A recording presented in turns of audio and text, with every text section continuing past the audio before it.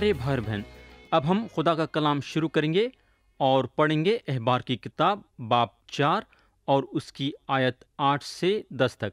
लिखा हुआ है, फिर वो खता की कुर्बानी के बछड़े की सब चर्बी को उससे अलग करे, यानी जिस चर्बी से अतड़ियाँ ढकी रहती हैं, और वो सब चर्बी जो अतड़ियों पर लिपटी रहती हैं, और दोनों गुर्दे और उनके ऊपर की चर्बी जो कमर के पास रहती है, और जिगर पर की झिल्ली गुर्दों समेत, इन सबों को वो वैसे ही अलग करे जैसे सलामती के ज़बीहे के बछड़े से वो अलग किए जाते हैं, और काहिन उनको सोख्तनी कुर्बानी के मज़बा पर जलाए।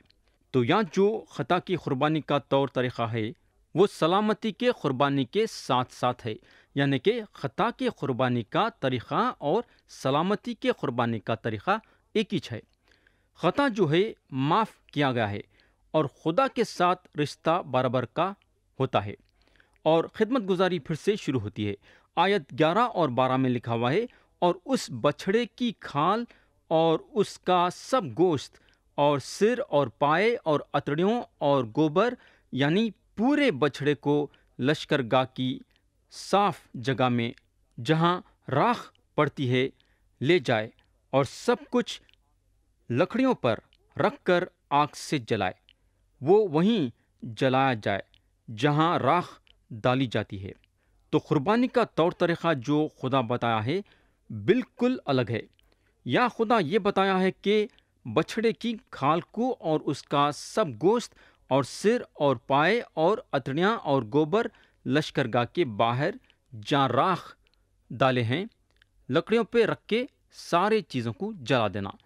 तो ये जो जानवर था वो खता की कुर्बानी था। हमको मालूम होना चाहिए कि मसीह हमारे लिए खता की कुर्बानी बन गए। अगर हम इब्रानियों के ख़त में देखेंगे तो हमको तफसील से बताया गया है। हम पढ़ेंगे इब्रानियों का ख़त बाब 13 और उसकी आयत 10 से 14 तक।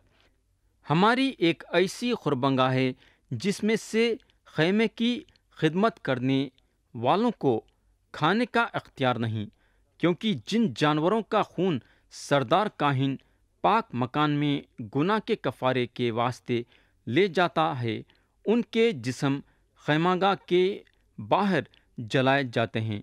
इसलिए यीशु ने भी उम्मत को खुद अपने खून से पाक करने के लिए दरवाजे के बाहर दुख उठाया।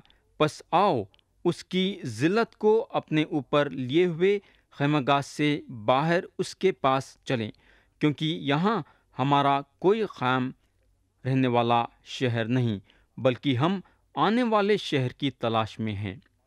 प्यारे भाई बहन, हमको मालूम होना चाहिए कि मज़हब इंसान के दिल को खुश नहीं कर सकता, ना खुदा के सारे बातों को पूरी कर सकता है।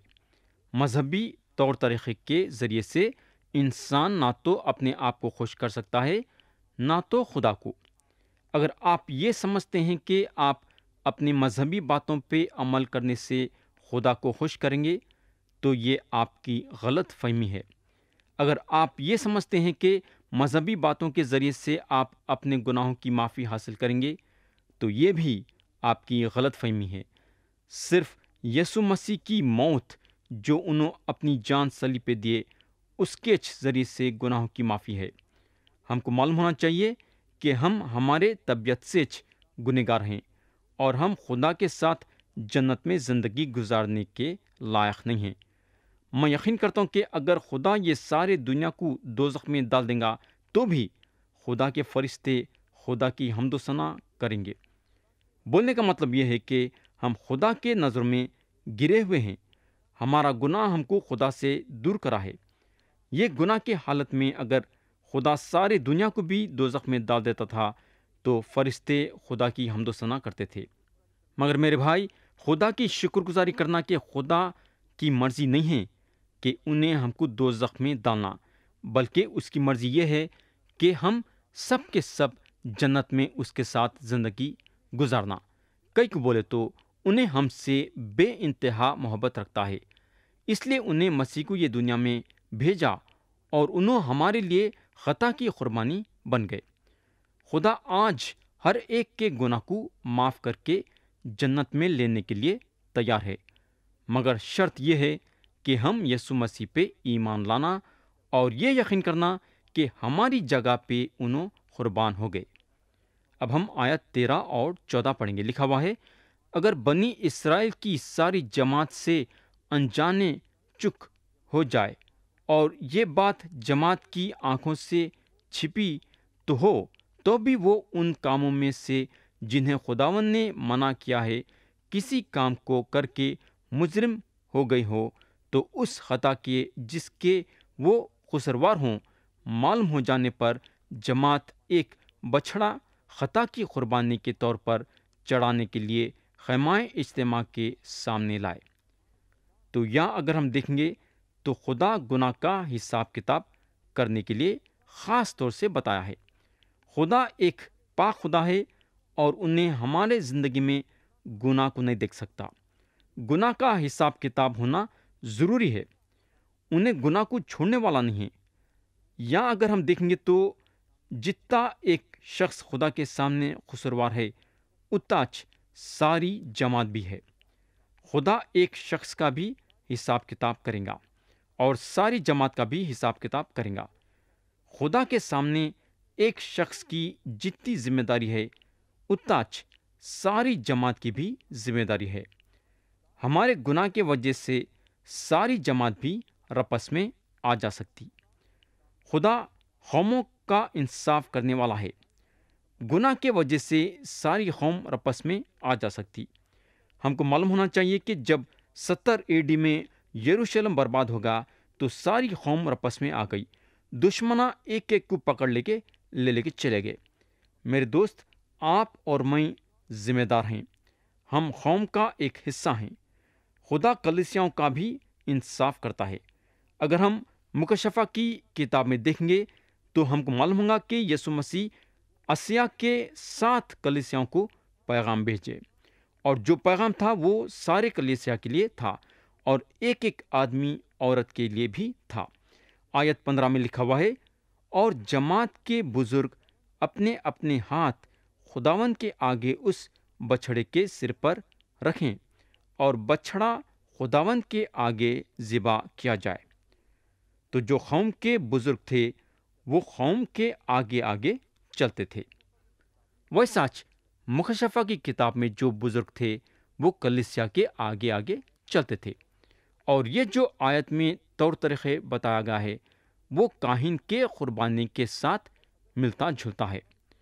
اور اگر ہم آیت 16 سے 21 پڑھیں گے تو اس معاملے کو اچھی طرح سے سمجھایا گیا ہے۔ ہم آیت 16 سے 21 پڑھیں گے۔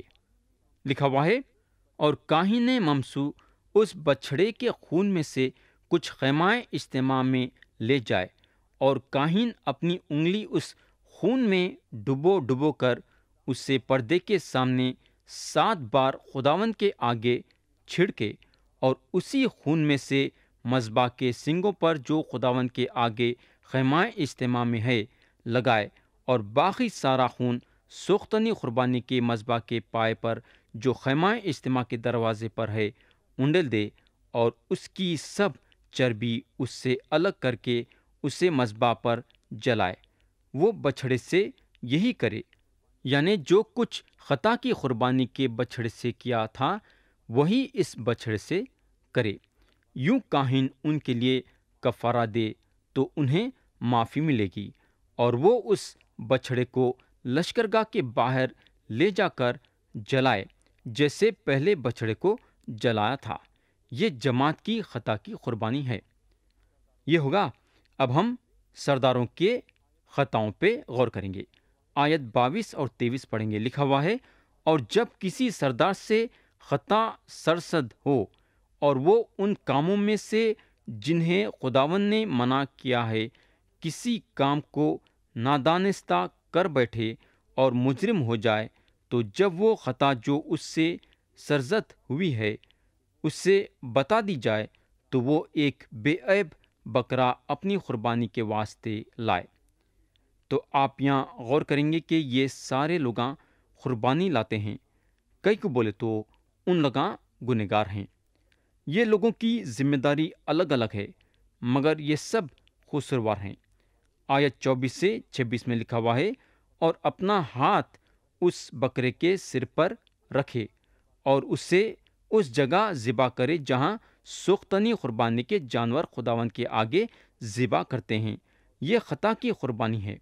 اور کاہن خطا کی قربانی کا کچھ خون اپنی انگلی پر لے کر اسے سوختنی قربانی کے مذبح کے سنگوں پر لگائے، اور اس کا باقی سب خون سوختنی قربانی کے مذبح کے پائے پر اونڈل دے، اور سلامتی کے ذبیحے کی چربی کی طرح اس کی سب چربی مذبح پر جلائے۔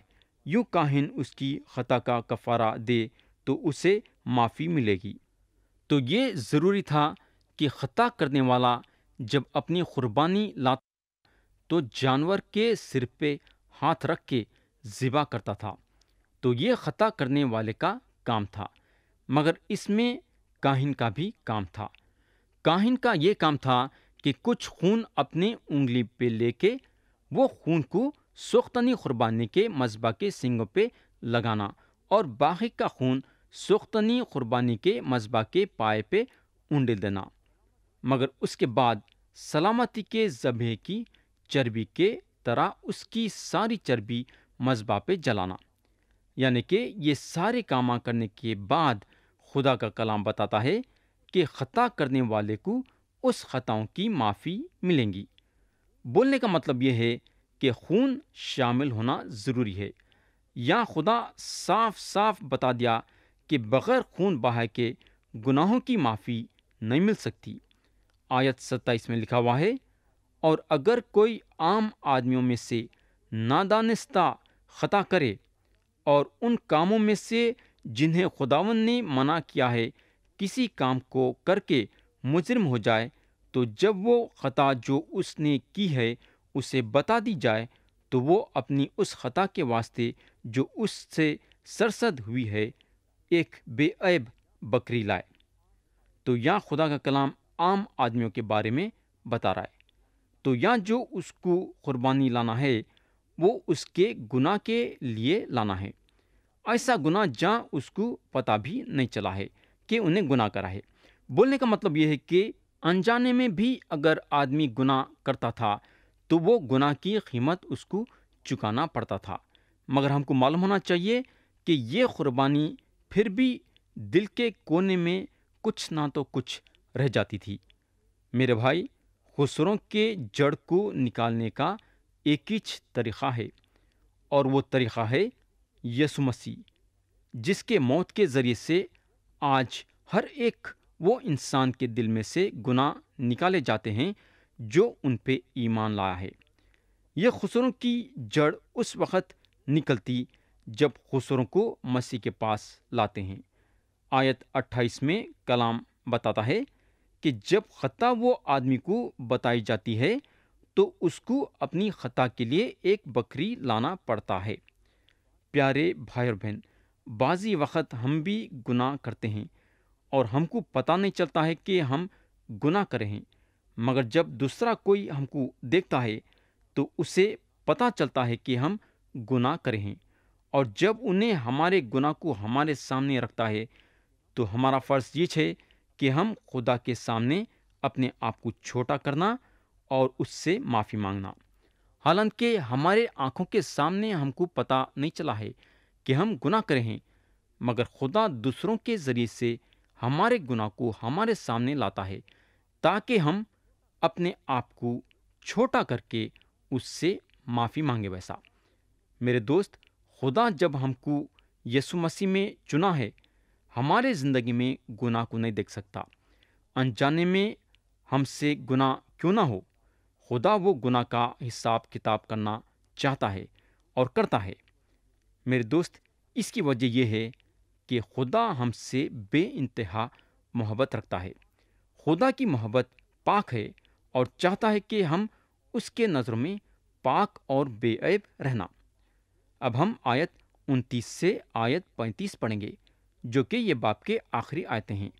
لکھا ہوا ہے، اور وہ اپنا ہاتھ خطا کی قربانی کے جانور کے سر پر رکھے اور خطا کی قربانی کے اس جانور کو سوختنی قربانی کی جگہ پر ذبح کرے، اور کاہن اس کا کچھ خون اپنی انگلی پر لے کر اسے سوختنی قربانی کے مذبح کے سنگوں پر جلائے اور اس کا باقی سب خون مذبح کے پائے پر انڈیل دے اور وہ اس کی ساری چربی کو الگ کرے، جیسے سلامتی کے ذبیحے کی چربی الگ کی جاتی ہے، اور کاہن اسے مذبح پر راحت انگیز خوشبو کے طور پر خداوند کے لیے جلائے۔